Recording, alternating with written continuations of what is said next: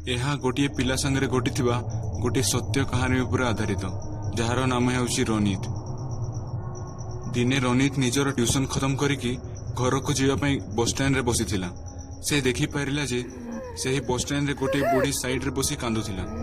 यह देखि ताकू बहुत खराब लगिला।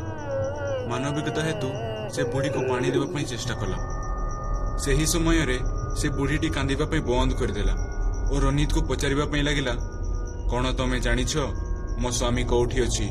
जानिछ हेले एबे ही कहि दियो, न हेले तुम संगे भल हेबो नहीं।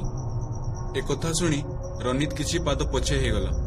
ताकू लागिला जे से बुढ़ीटी को पागल हे पारे। किंतु सेही समय रे से बुढ़ीटी ता जगह रे उठी रोनित आड़ को बढ़िबा को लागिला। रोनित देखि पारिला जे सेही बुढ़ीटीर गोड़ दुईटा उल्टा थिला और भूमि रु सामान्य ऊपर थिला। एही सबु घटना रोनित संगे प्रथम थर पई हेउथिला। तेणु से निजर पानी बोतल को छाड़ी दे निज घर आड़ को धाइबा को लागिला। जाऊ जाऊ से निज घर पहुंची गला। किंतु राति सारा से सही पारिला नहीं।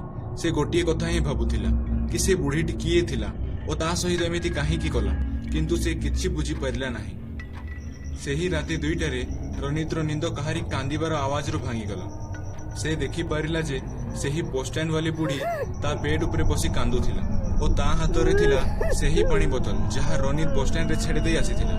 किंतु सेही पानी बोतल रे पानी नथिला, किंतु थिला गोटे गभीर गाढ़ लाल रंगर गोटे मनुष्यर रक्त। सेही बुढ़ीटी एका थर के रोनित ऊपर को माड़ी बसिला और ता बेक को जोर रे दबाइला।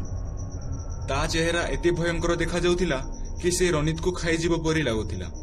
ता मुहरे गोटिए ही वाक्य थिला, रोनित तुमे मो स्वामी को मारिछ। रोनित जोर रे माँ माँ कही चित्कार करबा को लागिला। यह सुनी ता माँ और बापा रोनित रूम को पड़े आसिले।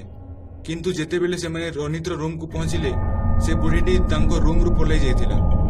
रोनित कांदी कांदी कह सहित तांको माँ बापा को सब कथा कहबा को लागिला। किंतु ता माँ बापा भाबिले कि रोनित बोधे गोटे खराब स्वप्न देखिछि। किंतु रोनित आज जे बुझी पारि नाही कि से दिन ता संगे कोन घटना घटिथिला।